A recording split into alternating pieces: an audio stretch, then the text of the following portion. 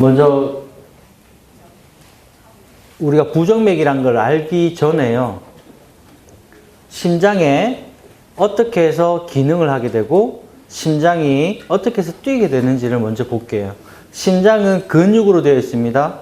그 근육들이 뭉쳐서 4개의 방을 이루고요. 그 4개의 방이 보시면은 위에 방 2개, 밑에 방 2개. 이 전부 다 심장이 우리 팔이나 다리에 있는 근육처럼 근육으로 이루어져 있고 그 근육이 움직여야 심장이 뛰게 되죠. 그 근육을 움직이게 시작하게 하는 것이 이 파란색 줄로 보이는 전도체계라고 합니다. 쉽게 말해서 이 방에 지금 전기불이 들어와 있죠. 등이 켜진 것처럼 전기가 들어와야 되는데 그렇게 심장에도 전선줄이 있다.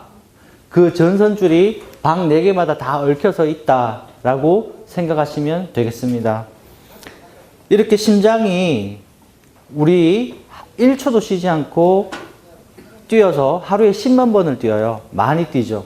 10만 번. 그 10만 번을 뛰는 게 이 전도체계 또 이 심장의 근육들이 건강해야 정상적으로 뛰게 됩니다.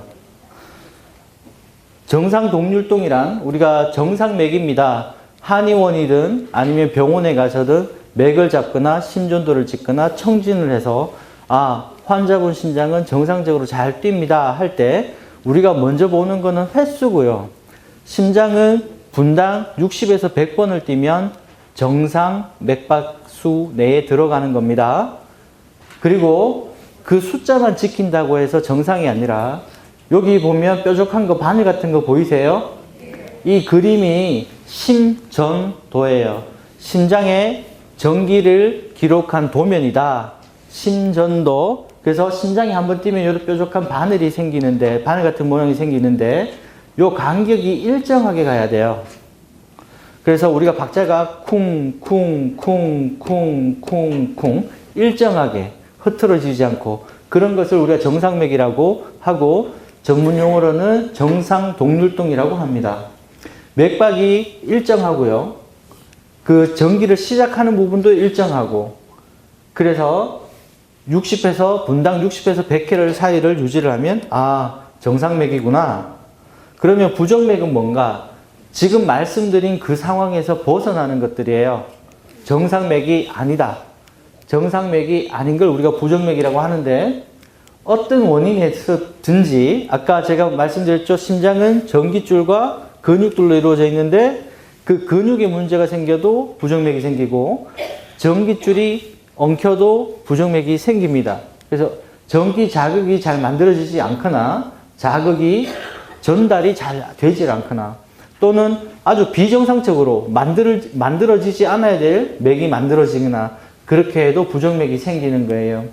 그래서 심장 박동이 분당 100번 이상 아주 불규칙하게 아니면 너무 빠르게 또는 60번 밑으로 너무 느리게 아니면 심장이 1분에 20번 뛰는 분들도 있어요.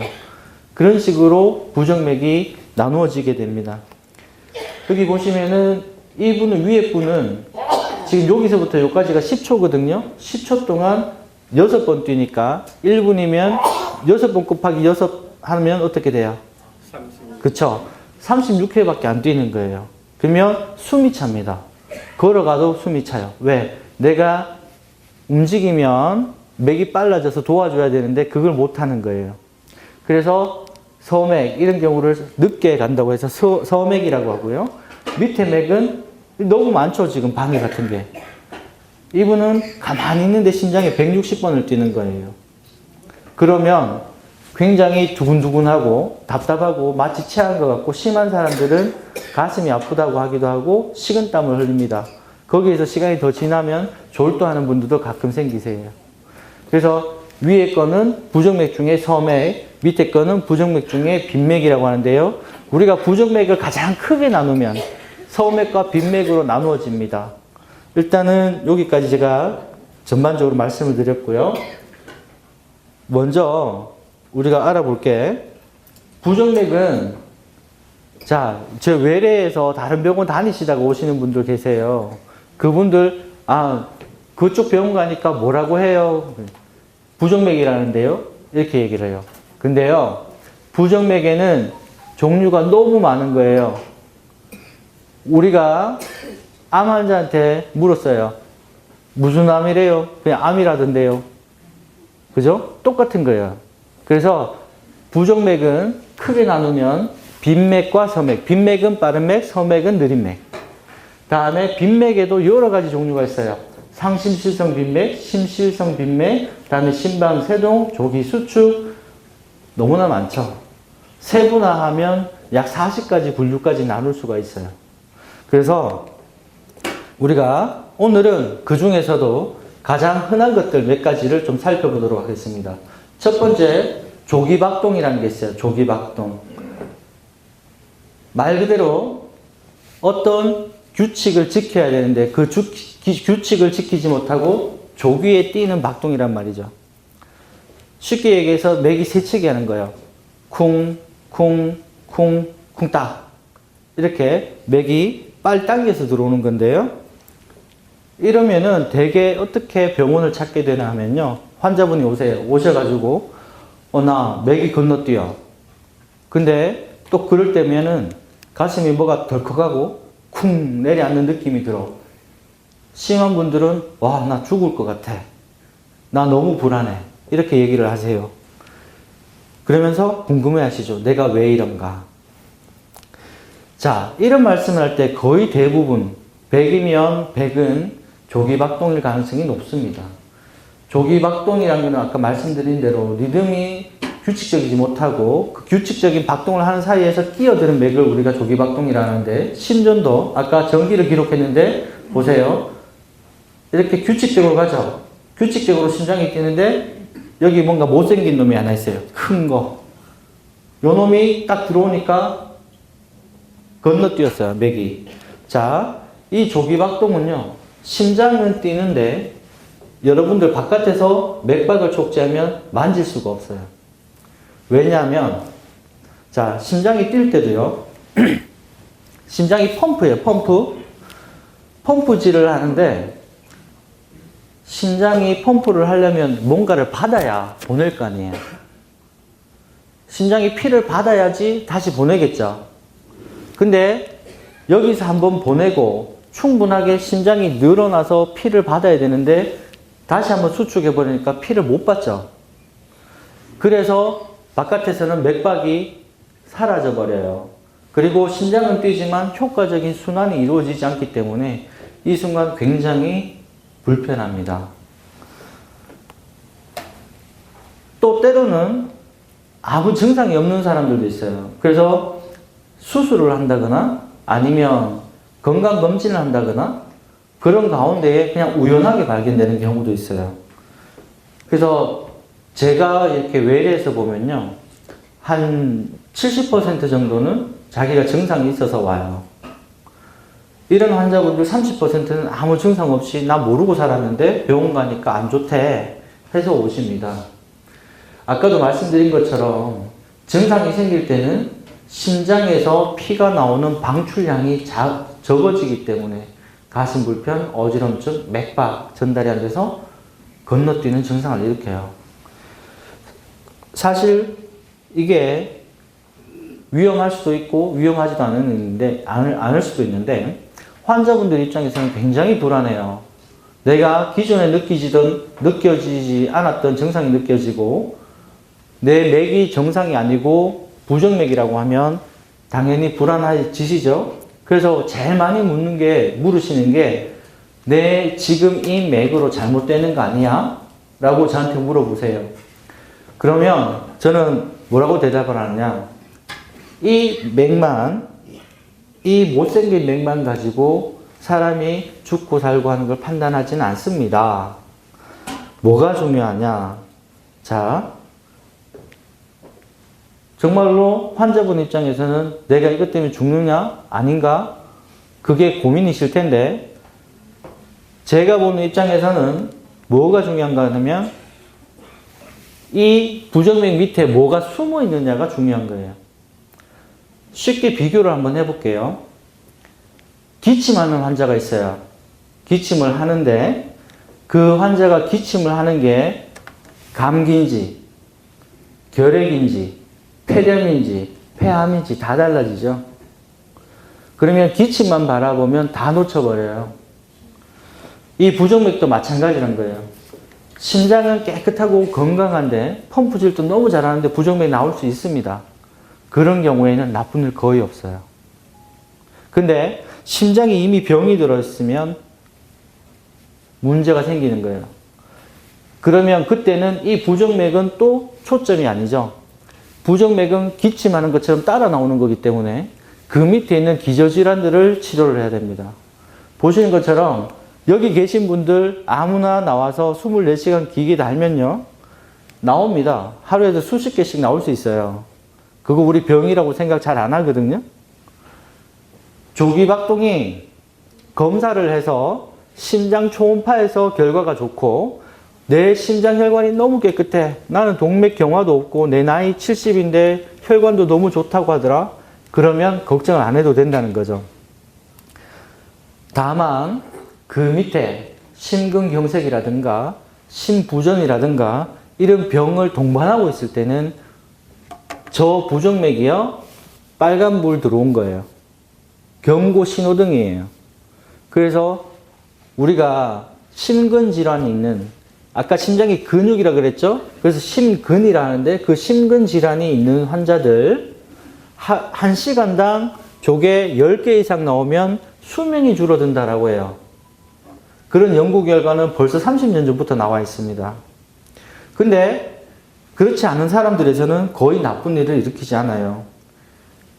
그래서 우리가 증상이라는 게 항상 있는 것이 아니고 이런 부정맥도 있다 없다 하거든요. 있다 없다 해요. 그래서 진단하기가 사실은 조금 애매할 수도 있어요. 환자분들은 정말 힘들어서 저한테 오시는데 검사해보면 안 나올 수 있는데 우리가 24시간이든 뭐든 해도 안 나오면 제가 보지를 못했기 때문에 있다 없다를 얘기하기가 힘든 거죠. 그러면 치료 방향을 잡는 데가 굉장히 시간이 늦어질 수 있어요. 사실은 여기 계신 분들 꼭 기억해야 될 건요. 내가 불편함이 있으면 그 불편함을 내 지금 불편하니까 내일 병원 가봐야지. 안 돼요. 불편함이 있을 때 병원 여기든 가장 가까운 병원이든 가서 심전도 확인하시는 게 굉장히 중요하거든요. 그게 있어야 의사들도 검사든 치료든 시작을 할 수 있어요. 우리가 여러 가지 검사들을 하기도 하는데요. 여기 보시면은 방금 말씀드렸던 그런 부정맥을 잡기 위해서 24시간 심전도도 하고요. 다음에 아까 봤던 심전도 기록 굉장히 중요하고요. 다음에 그런 증상, 그런 현상들이 여러분들이 느끼는 증상하고 일치되는가를 우리가 굉장히 중요하게 생각합니다. 그래서 다시 한번 말씀드리지만 중요한 거는 어떤 병, 내가 괴로움이 있으면 심장이라는 거는 지나가고 나면 아무런 기록을 남기지 않기 때문에 꼭 그 증상이 있을 때 심전도든 24시간이든 심전도든 하셔야 된다는 거예요. 그렇게 하시고 일단 조기박동이 나타나는 원인은 이런 것들이 있습니다. 조기박동의 원인 그러면 환자분들이 이렇게 말씀하시죠. 난 이때까지 잘 살았는데 왜 갑자기 이런 게 생겨? 자, 제가 보면요. 가장 흔한 게 스트레스 같은 거예요. 환경의 변화. 다음에 과도한 카페인. 다음에 술. 과도한 음주. 그런 것들이 원인이 되고요. 또 심장의 병 자체가 아니라 내 몸에 가진 다른 기관들, 갑상선이라든가 아니면 열이 난다든가 내가 독감이 심하게 돼서 열이 난다든가 그렇게 해서도 생길 수가 있고요. 특히나 갑상선 기능이 항진되면 부정맥 굉장히 잘 생깁니다. 심장이 우리가 갑상선은 우리 몸에 에너지를 만드는 그런 기관이거든요. 발전소 역할을 해요. 근데 그게 과도하게 돌아가면 심장이 시달리는 거예요. 빨리 뛰어야 되고 그런 과정 중에서 부정맥이 굉장히 많이 생겨서 저는 보통 부정맥 환자분들 오시면 갑상선 검사 같이 해드려요. 그래서 두근거림이 있을 때 한 번쯤은 내 갑상선이었던가 요건 피검사로 간단하게 알 수 있기 때문에 가까운 병원 찾으셔가지고 검사하셔도 됩니다. 그래서 아까도 말씀드렸듯이 기저질환을 아는 것이 중요한데요. 알고요. 중요하고요. 다음에 그럼 치료는 어떻게 해? 아까 말씀드렸는데요. 대부분의 환자분들 기저질환이 없다면 치료 잘 안 해도 되는데요. 간혹 약물 치료가 필요한 경우도 있고 약물 치료 전에 반드시 중요한 거는 환자분 스스로 자기 생활 개선을 해야 돼요. 내가 술을 마시는 사람은 술을 끊어야 되고 커피를 많이 마셨던 사람은 줄여야 되고 잠을 못 자는 사람은 수면을 조절하기 위해서 노력을 하셔야 됩니다. 병원 오시면 내 약만 먹으면 되겠지, 수술하면 되겠지, 시술하면 되겠지 그렇게 생각하시면 안 돼요. 저는 의사지만 가장 중요한 거는 환자분의 습관이라고 생각해요. 제가 시술을 하고 약을 드리고 이렇게 할 수 있는데 이만한 상자 안에서 제가 하는 부분은 귀퉁이라고 생각해요. 그래서 그만큼 여러분 생활의 패턴이라든가 이런 부분들이 굉장히 중요한 겁니다. 그 약물적 치료는 여러분들이 크게 고민하실 건 아니에요. 사실 이건 저희들이 고민을 해야 되는 부분인데요. 사실 약이라고 해봐야 크게 몇 가지가 없습니다. 우리가 흔히 쓰는 부정맥 약제는 우리나라에 유통되는 건 6가지고요.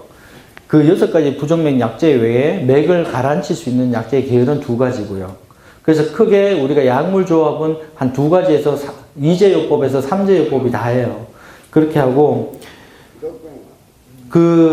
본인이 스스로 환자로서 알아야 될 부분은 뭔가 하면 내가 약을 먹어야 되는 환자인지 약을 안 먹어도 되는 환자인지 정도만 아시면 되는 겁니다. 그래서 어떤 환자한테 많이 약을 주느냐, 우리가 그 시술을 하거나 약을 쓰거나 간에 기준이 있죠.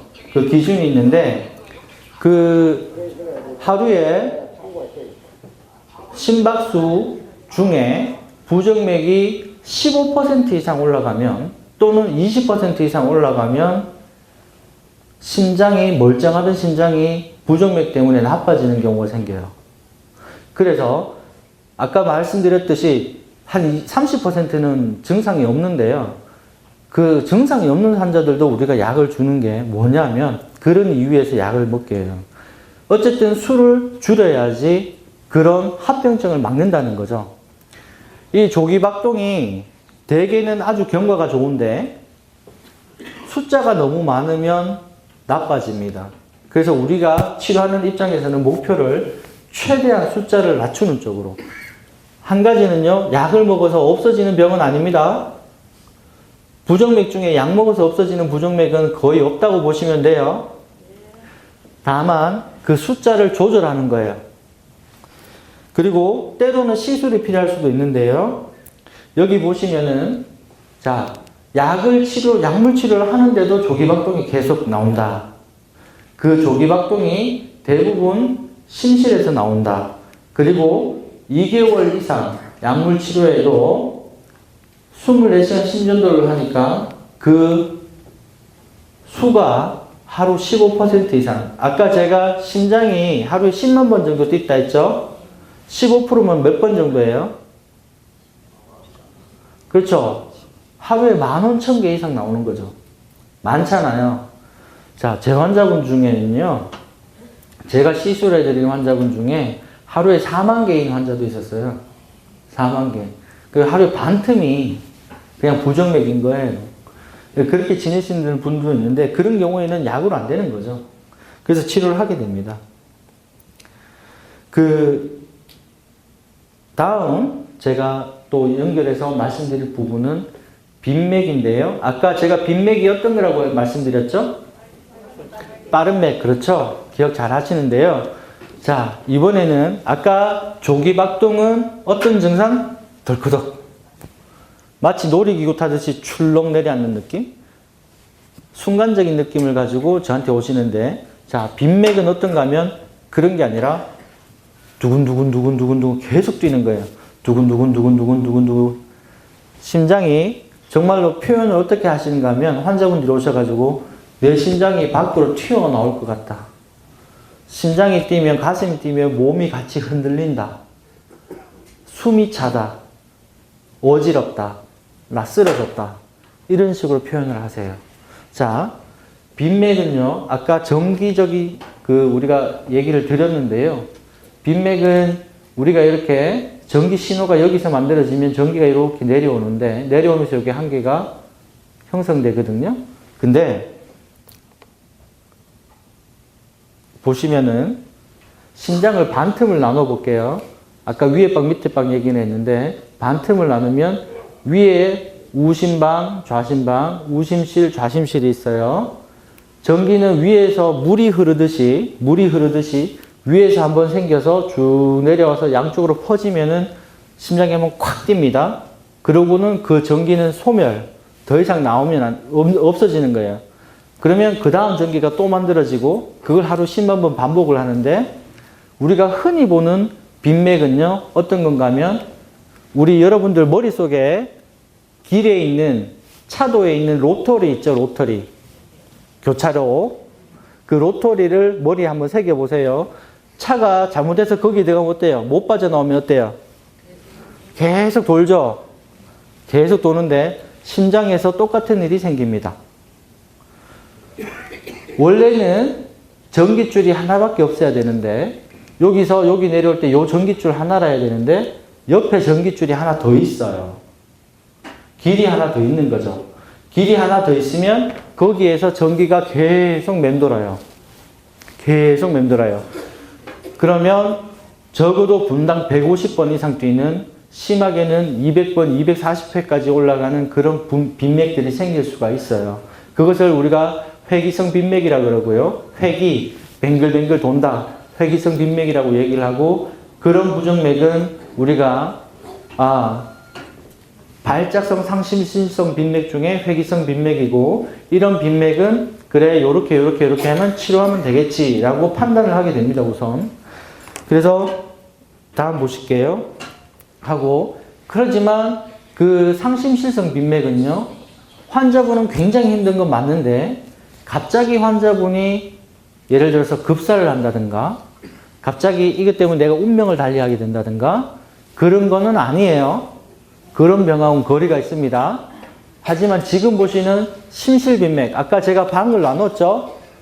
아까 제가 말씀드린 거는 위에 방의 얘기고 지금부터는 밑에 방의 얘기인데 이 심실에서 나오는 빈맥은 어느 정도 위험을 내포하고 있어요.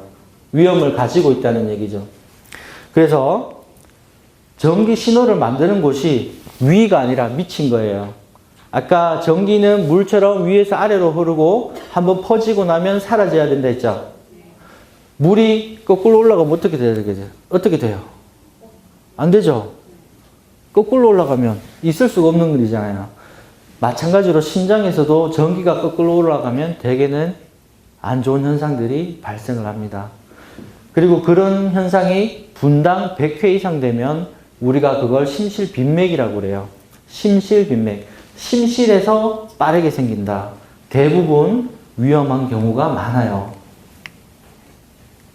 심실빈맥이요. 생길 때 이것도 역시 아까 조기박동하고 똑같은데요. 내 심장이 건강하고 기능이 아주 좋은 상태에서 심실빈맥이 생기느냐? 아니면 나 두근거려서 봤더니 심실빈맥이래. 그런데 검사했더니 이미 심장이 많이 나빠지고 심장 기능이 남들 반틈밖에 안 된대. 이건 치료가 완전히 달라지는 거예요. 예를 들어서 내 심장이 정말 깨끗한데 심장에 구조적인 이상이 없는데 심실빈맥이 생겼어. 큰일, 나쁜 일, 급사, 운명을 달리하는 일 잘 안 생깁니다. 하지만 심장에 이미 구조적인 문제가 생겼어. 그러면 아까 조기박동과 마찬가지로 위험 신호고요. 대부분 이게 생기면 쓰러지거나 돌연사로 연결될 가능성이 높습니다. 급사한다는 얘기죠. 그래서 여기 보시면 혈관이 이렇게 막히잖아요. 혈관이 여긴 건강한데 여기 보면 지금 막아 좁아져 있죠. 이러다가 탁 막히면 이게 심근경색인데 보통 우리가 심근경색 환자들이 심근경색을 앓고 나서 사망률이 보통 한 50에서 60%라고 얘기를 했거든요. 그러니까 병원 오기 전에. 병원 오지 못하고 죽는 분들이 그만큼 된다는 얘기인데 돌아가신 분들이 자, 그 대부분의 원인이 심실빈맥이에요. 혈관만 딱 막힌다고 해서 갑자기 환자가 그 자체로 죽는 게 아니라는 거예요. 이 혈관이 막힘으로써 따라오는 그 심실빈맥, 나쁜 맥, 밑에서 만들어져서 거꾸로 치고 올라가는 그 맥이 사람을 데리고 가는 겁니다. 그래서 또 한 가지 여기 사진 보면 폐에 물이 이만큼 찼죠. 여기 지금 물 찬 거거든요. 심장 기능이 나빠지면 울혈이 생겨서 폐에 물이 차게 되는데 이런 분들 부정맥 생기면 굉장히 위험해요. 그래서 다시 한번 말씀드리지만 내가 두근거린다. 내가 두근거리고 숨이 차고 어지럽고 식은땀이 나. 뭐가 제일 중요하냐? 내 심장이 어떤가가 제일 중요합니다. 부정맥을 알아보는 것도 중요하지만 다시 한번 말씀드리지만 내 심장의 혈관 어떠냐가 훨씬 더 중요한 문제예요. 빈맥의 진단은 그럼 어떻게 할까? 크게 다르지 않습니다. 심전도 찍고요. 다음에 휴대용 심전도 여기 기계 차보신 분들 꽤 계실 거예요. 24시간 동안 조그만 기계 하나 차면 내 심장 박동수를 24시간 동안 한 개도 빠짐없이 다 기록을 합니다. 그래서 우리가 보게 되고요. 다음에 요즘은요 많이 좋아져 가지고요. 여기 휴대용 시계 있죠. 전자시계 회사마다 팔잖아요. 핸드폰 파는 회사에서. 그거 차면은 걔가 정말 똑똑해져 가지고 맥박수 기록을 하고 지금 정확하게 당신이 무슨 부정맥입니다를 얘기는 못 해주지만 당신 지금 부정맥이니까 병원 가봐야 될 것 같아요 라는 메시지까지는 줄 수 있어요. 그래서 그런 걸 요새 많이 이용합니다. 그리고 아까 심장 초음파, 그리고 제가 전문적으로 하는 심장의 전기생리 검사, 두근거림을 직접 유발시켜서 진단하고 치료할 수 있으면 그 자리에서 시술을 해버리는 그런 전기생리학 검사 같은 것들도 있습니다. 상심실성 빈맥, 아까 위에 방에서 생기는 거 있죠. 위에 방에서 생기는 거는 집에서 응급 대처를 할 수도 있는데요. 여기 보면은 환자분이 이렇게 있죠. 두근거릴 때 여러분들 여기 목선이 있어요. 여기 턱이 딱 꺾이는 데 있죠. 그 밑에 손을 딱 대보세요. 뛰는 게 느껴지죠? 거기가 경동맥이에요. 목에서 머리 쪽으로 피를 주는. 거기에 보면 압력을 느끼는 부분이 있기 때문에 거기를 이렇게 마사지를 해주면, 세게 눌러서 마사지를 해주면 맥이 멎을 수 있습니다. 근데 이거 서서 하면 큰일 나요. 무조건 누워서 하셔야 되고요. 서서 하다가 잘못하면 기절합니다. 이거 하다가. 그래서 반드시 누워서. 그리고 연세 드신 분들은 양쪽 한꺼번에 누르시면 안 돼요. 간혹 연세 드신 분들은 여기 동맥 경화 있는 분들 누르면 어떻게 돼요? 더 좁아지죠? 피 안 가면 그걸로도 또 쓰러집니다. 그래서 한 군데만 이렇게 하시는 거예요. 이건 집에서 도저히 안 될 때 응급으로 하시는 거고, 또 한 가지는 더 쉬운 방법은 코를 꽉 막고요. 대변 보듯이 쪼그리고 앉아서 아랫배에 힘을 끝까지 미는 거예요. 내가 참을 수 있을 때까지. 그런 걸 우리가 발살바법이라고 하는데, 그런 발살바법을 하면 맥이 종료되는 경우가 있습니다. 그리고 대개는 그런 걸로 종료가 안 되니까 병원에 오죠. 병원에 오시면 주사 한 대 맞아도 금방 끝나는 병들이 대부분이고요. 물론 주사 한 대 맞아서 우리가 병이 사라지지는 않습니다. 하지만 그 순간만은 넘어갈 수 있게 해주고요. 그 외에는 장기적으로 약을 드실 수도 있는데, 약물을 먹는 거, 약물을 어떻게 할까 하는 부분은 저희들의 판단인데, 저희들은 환자분들의 증상의 세기, 빈도, 다음에 지속 시간 이런 것들을 가지고 판단합니다. 대개는 약을 먹을 수도 있고 시술할 수도 있는데, 지금처럼 상심신성 빈맥이죠. 아까 말씀드렸죠. 심장을 반틈 자르면 위에 빵, 그죠? 위에 빵에 있는 그런 병들은 약물 치료도 가능하지만 그 첫 번째 치료가 시술인 경우도 많습니다. 시술을 했을 때 성적이 꽤나 좋아서요. 약을 안 먹어도 되거든요. 그래서 회기성 빈맥의 경우에는 약물보다는 시술을 1차 치료로 우리가 얘기를 하고요. 이거 전극 도자 절제술이라고, 여기 그림 보시면은 이 심장 안에 이렇게 전기줄을 넣어요.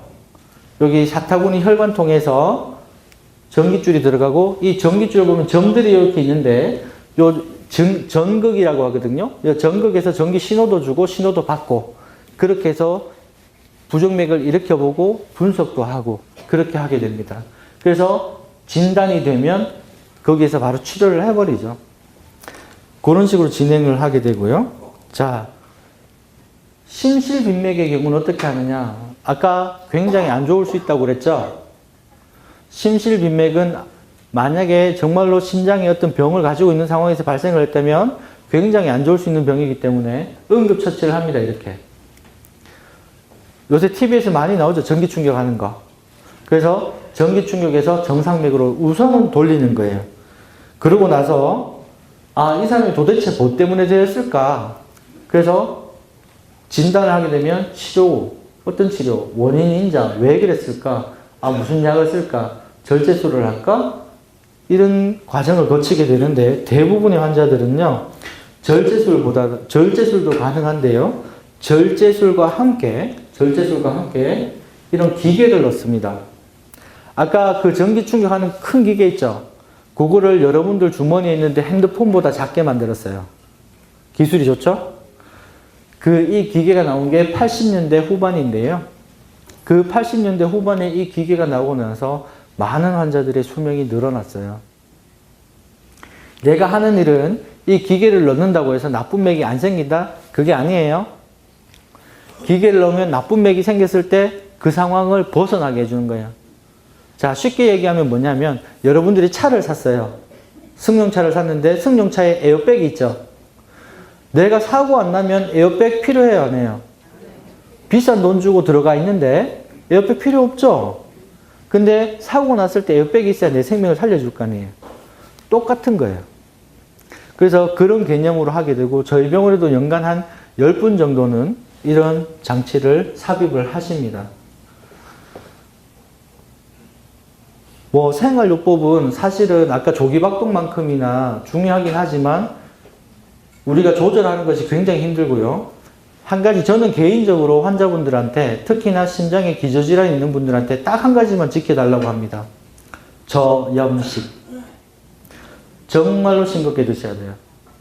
특히나 심장이 커져 있거나 기능이 떨어진 상황에서 염분이 많은 짠 음식을 드시게 되면 길게 보면요 독약이에요.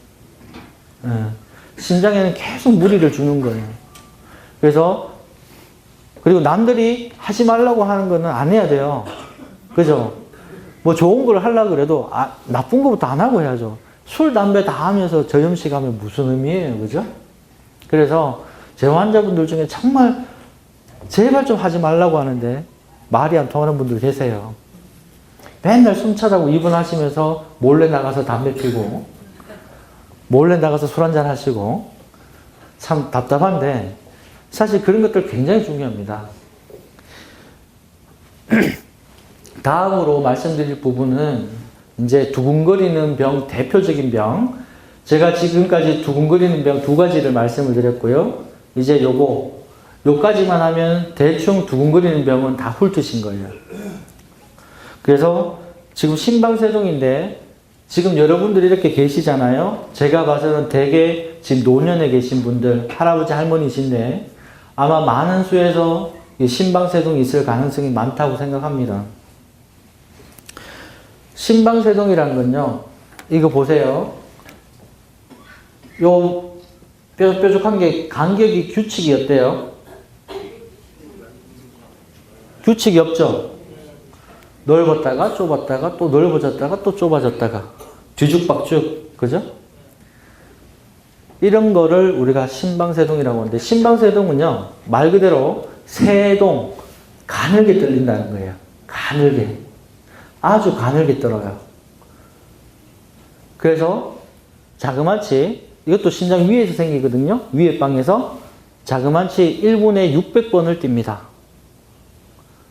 그러면 심장이 쿡쿡쿡 펌프질을 하기 위해서 수축을 해야 되는데 수축이 돼야 안 돼요. 달달달달 떨고만 있어요. 달달달 떨면서 그 중에 일부분 신호를 밑으로 내려서 이렇게 불규칙한 맥박을 만들어냅니다. 다시 말씀드려서 심박은 잔떨림이라고 하고요. 가장 흔합니다. 제가 오늘 외래에서 내가 100명을 봤어요. 그러면 그 100명의 환자 중에 60%는 아마 심방세동일 겁니다. 그만큼 많아요. 특히나 요즘 환자분들, 사람이 우리 한국인의 수명이 많이 늘었죠? 많이 늘었어요. 지금 남자 평균 수명이 85세가 됐으니까 엄청나게 많이 는 거죠. 옛날에 비해서. 그러다 보니까 굉장히 이렇게 급격하게 늘어나고 있어요, 병이. 75세 이상에서 100명 있으면 6%, 6명. 여기 만약에 지금 앉아 계신 분들 100명, 한 200분쯤 될 것 같은데, 전부 다 75세 이상이라면 이 중에 거의 12, 15은 이 부정맥 갖고 있다는 거예요. 네, 그만큼은 하죠. 자, 원인. 저희들은 아직까지 정확한 원인에 대해서는 다 밝혀내지 못하고 있습니다. 의사들이 이 심방세동의 원인이 뭐야? 한 가지는 분명한 것 같아요. 노화. 왜? 대부분의 환자분이 노인이시니까. 젊은 사람들에서 잘 없어요. 그래서 한 가지 분명한 건 노화인 듯 합니다. 이렇게 보면 나이가 증가할수록 심방세동의 유병률이 어때요? 증가하죠. 특히나 70세를 기준으로 완전히 급격하게 증가합니다. 그렇죠? 그래서 저도 보면은 제 대부분의 심방세동 환자분들이 한 65세 이상 노인분들이에요. 이제는 자녀분들 다 결혼하고 손자 손주 보고 그럴 연세에 계신 분들이 대개 이 병이 있어요. 자, 너무나 많은 전기적 신호가 나오기 때문에 굉장히 가늘게 떨리게 되고, 그런 가늘게 떨리는 게 다는 못 내려오더라도 기본적으로 심박수가 100회 이상인 경우가 많아요. 빠른 심실 반응. 다음에 이런 걸로 통해서 제일 중요한 거, 오늘 또 기억하실까 한 게, 이 병이 가지는 가장 나쁜 거, 중풍입니다. 왜냐하면 아까 쿡쿡 못 자고 잘게 떨리면 심장 안에서 피가 머물러 있죠. 그 머무는 것 자체로 피가 엉킬 수 있어요. 여러분들 다치면 상처에 피딱지가 앉죠. 그런 피딱지를 우리가 혈전이라고 하는데, 혈관 내에서 생기면 그 혈전이 굉장히 잘 생겨서 그게 심장 안에 있으면 표시가 안 나는데 쑥 빠져나가면 제일 먼저 많이 가는데 95% 어디로 가는가 하면 머리로 가요. 그럼 머리로 가는 혈관 다 막아버립니다. 그래서 자, 이 병원에 저기 전문병원 생기죠. 뇌혈관 전문병원 생기는데 거기에 중풍 환자 100명이 누워있다. 그 중에 18명에서 21명은 뇌혈관이 너무나 깨끗한데 뇌혈관 완전히 건강한데 이 심방세동이란 병 하나로 중풍이 온 거예요. 그래서 지금 여러분들이 꼭 기억하실 거는, 내가 심방세동이 생기면 혈액 정체로 혈전이 잘 생긴다. 그래서 혈전을 예방하는 약을 먹어야겠다. 요걸 꼭 기억을 하셔야 돼요. 여기 보시면 그 예입니다. 심장 안에 있는 덩어리가 있어요. 이 덩어리 보이세요? 요거는 심장이 아니고요. 심장 안쪽에 피가 있어야 되는데 피가 아니라 덩어리가 있는 거예요. 이게 혈전이에요. 이 크기가 지금 요게 한 칸이 2cm거든요. 2cm가 조금 넘죠? 여러분 몸에요. 혈관, 머리로 가는 혈관 중에 굵기가 1cm 넘는 게 잘 없어요. 2cm짜리 훅 날아가면 어떻게 될 것 같아요? 자, 나무를 자를 때요. 밑둥부터 잘라버린 거예요. 그러니까 뿌리부터 막힌 거예요. 그러면 작은 가지 하나 막혀서 오는 중풍하고는 완전히 차원이 달라요. 그래서 대개는 이런 심방세동에서 오는 중풍이 굉장히 심각한 결과를 초래합니다. 여기 보시면은 여기 움직이는 거 보이세요? 요게 지금 여기 심장 벽에 붙어 있거든요. 요게 톡 떨어져 나가면 갈 때는 머리밖에 없는 거예요.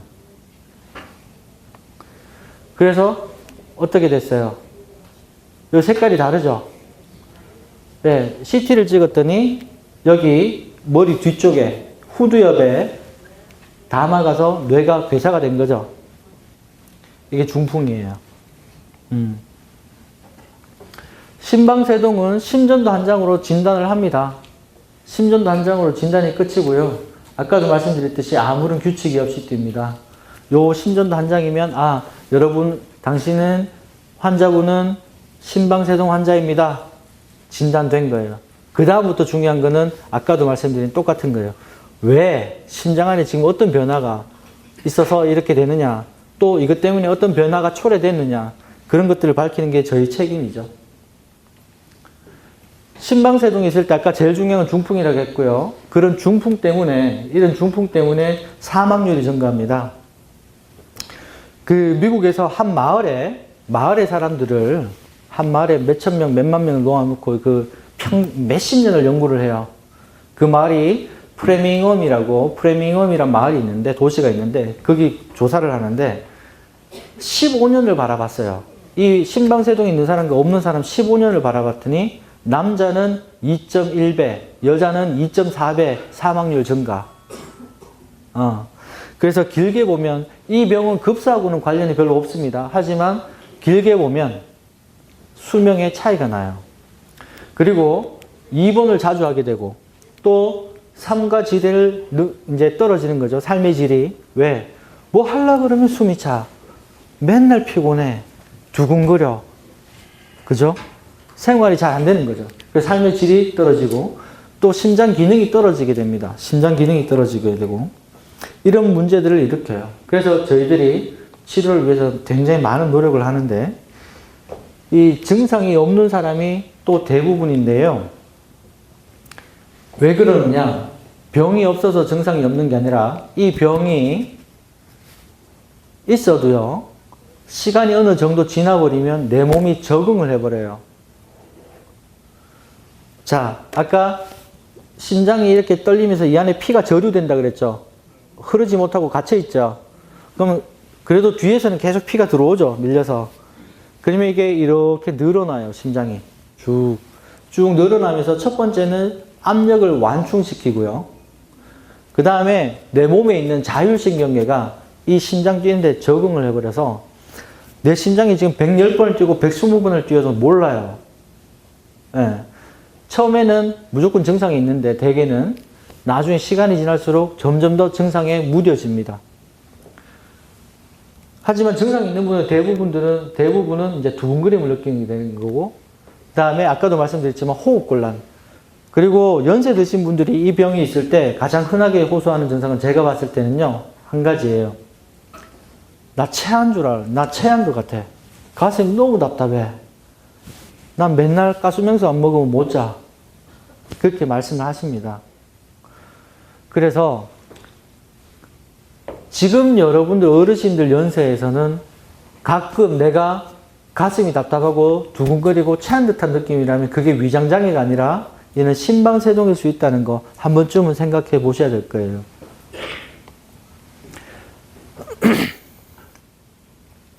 치료는 제일 중요한 거 아까 말씀드렸죠? 뇌졸중의 예방, 중풍 막아야 돼요. 그래서 약물로, 뇌졸중 예방은 약물로 하는 게 주된 치료고요. 그 다음에 원인을 밝혀야겠죠? 만약에 자, 심방세동이 있는데 우리 검사하다 보니까 심방세동의 원인이 갑상선이래. 갑상선 기능이 항진돼서 그렇대. 그러면 심방세동 자체 치료 잘 안 합니다. 갑상선 치료하는 거예요. 갑상선을 열심히 치료해서 3개월 정도 치료를 하고 3개월 이상 잘 갑상선이 유지된다는 가정하에 그럼에도 불구하고 심방세동이 계속되면 그때는 심방세동 치료해요. 근데 왜 치료 안 해? 갑상선 때문에 오는 심방세동은 갑상선 치료하고 나면 80%는 병 자체 스스로 없어져 버려요. 그렇기 때문에 기저질환 치료가 그렇게 중요한 겁니다. 다음에 심박수가 빨라지니까 빠른 맥박을 낮추는 거죠. 110번 뛰는 거, 120번 뛰는 거 90회 100회로 만들어 놓는 거예요. 그렇게 만들어 놓고 자, 이거 이렇게 지내다 보면 수명의 차이가 난다는데 정상맥으로 한번 돌려보자. 또 정상맥박을 유지하기 위해서 노력을 합니다. 그럼 어떤 게 있느냐 볼게요. 우리가 첫 번째 아까 제일 중요하다는 게 뇌졸중 예방, 중풍 예방이라고 했죠. 의사들이 이 환자분은 이뻐서 약 주고 이 환자분은 안 이뻐서 약 안 주는 거 아니에요. 의사들도 진료 지침을 따라요. 많은 의사들이 모여서 연구를 했는 가지고 토의를 합니다. 자, 이런 사람들 이렇게 되니까 자, 이런 사람들은 요런 줄기로 치료를 해 나가야 돼. 중풍도 마찬가지인데요. 중풍 예방도. 여기 보면 우리가 점수를 다 내요. 환자 개인마다 점수를 다 냅니다. 그래서 여기서 보면 점수가 심부전이 있는 사람, 고혈압 있는 사람 1점씩이고요. 나이가 75세 이상이면 그 나이 자체로 2점이고요. 당뇨 1점, 옛날에 뇌졸중이 한번 있었으면 2점, 그 외의 것들도 1점씩인데 이 점수를 합했을 때 2점 이상이면 무조건 우리가 항응고 치료를 합니다. 금기사항이 없다면은. 그래서 2점 그러면 자, 요 앞에 계신 어르신이 만약에 75세 이상이다. 당뇨, 고혈압 아무것도 없어도 2점이죠? 그럼 약을 드시는 거예요. 심방세동 있을 때. 요 앞에 어르신 분이 65세다. 그럼 1점이죠? 65세 1점. 그 다음에, 근데 고혈압이 하나 있네? 약을 드셔야 돼요. 그런 식으로 점수를 내서 우리가 약 처방을 하고 용도를 조절을 합니다. 그런 식으로 하게 되고요. 여기 보시면 왜 중요하냐면, 자, 그 2점이 되니까 연간 몇 %냐니까 2.2%예요. 연간 1년에 자 100명 2점인 환자 100명 있으면 1년에 2명씩 넘어가는데 10년 지나면 몇 명이에요? 20명이죠. 10년 동안 20명이 중풍이 온다는 얘기예요. 의학적으로요. 굉장히 높은 수치예요. 그래서 우리가 약을 꼭 드시게 합니다. 웬만하면 드시라고. 약을 드셔서 불편함 분명히 있습니다. 그럼에도 불구하고 약을 드시라고 우리가 하는 거는 이 심방세동 때문에 오는 뇌졸중이 굉장히 심각한 결과를 초래하기 때문에 저도 개인적으로 의사 생활하면서 많은 아픔을 겪었죠, 환자분들. 하지만 최근 10년 동안 약이 정말 좋아졌어요. 10년 동안 약이 좋아지면서 저도 중풍 때문에 잃어가는 환자가 굉장히 많이 줄었습니다. 예전에는 한 달에도 몇 번씩 경험을 해야 했어요. 지금은요, 약만 잘 드셔도 거의 80% 막아내요. 네. 그래서 그런 부분 꼭 좀 기억하시면 좋겠습니다. 자, 정상맥을 어떻게 유지할까? 이런 약 쓰는 거는 저희들이 선택하는 문제죠. 아까도 말씀드렸다시피 우리나라에서 쓸 수 있는 약은 6가지 정도가 돼요. 6가지. 그 전 세계에 쓰는 약이 웬만하면 우리나라 다 들어와 있으니까요. 약 선택은 뭐 그렇게 어려운 건 아니에요. 이런 약들을 사용해서 약으로 정상맥을 유지할 수가 있고 또는 이 심방세동이고 그렇게 위험한 건 아니지만 전기 충격해서 자기 맥으로 돌릴 수도 있어요. 여기 우리가 수면하듯이 수면 내시경 하듯이 환자분을 재워서 주무시게 해요. 그런 다음에 전기 충격을 하면 환자 본인은 잘 모르죠. 모르는 상황에서 이렇게 부정맥이 정상맥으로 돌아오는 이런 현상을 보게 됩니다. 그 다음에 최근에 많이 하고 있고 저희 병원에서도 많이 시행을 하고 있는데요. 이렇게 전극도자 절제술이에요. 자, 약을 써서요. 지금 약도 말씀드렸고 전기충격 말씀드렸잖아요. 심방세동이 정상맥으로 유지될 확률 1년을 바라볼 때 약을 썼을 때 90% 재발합니다. 90%는 재발해요. 전기충격 같이 하는데 큰 차이 없어요. 80% 재발합니다. 하지만 전극도자 절제술까지 가게 되면 조금 얘기가 달라지는데 물론 이 부분도 완치는 아니에요. 여러분한테 한 가지만 더 말씀드릴게요. 심방세동 중에 발작성이 있고 지속성이 있어요.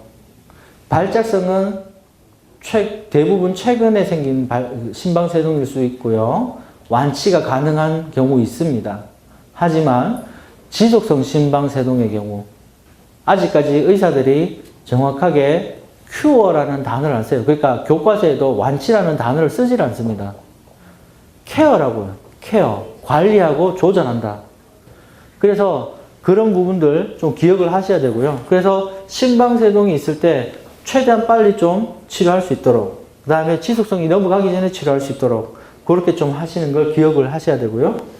지금 이렇게 전극도자 절제술을 하게 되면 심장을 그냥 하는 게 아니라 컴퓨터로 이렇게 3차원으로 그림을 만들어요. 우리 차의 내비게이션처럼. 차의 내비게이션처럼 이용을 합니다. 그렇게 해서 여기 전기 지나가는 구획을 나눠 두는 거죠. 여기 폐정맥이라고 하나, 둘, 셋, 네 개가 있는데 원래 혈관에는 전기선이 있으면 안 되죠. 심장 안에만 전기선이 있어야 되는데 이 폐정맥에 전기선이 심장하고 연결이 돼 가지고 나쁜 맥을 만든다 해서 거기를 이렇게 분리를 시키는 거예요.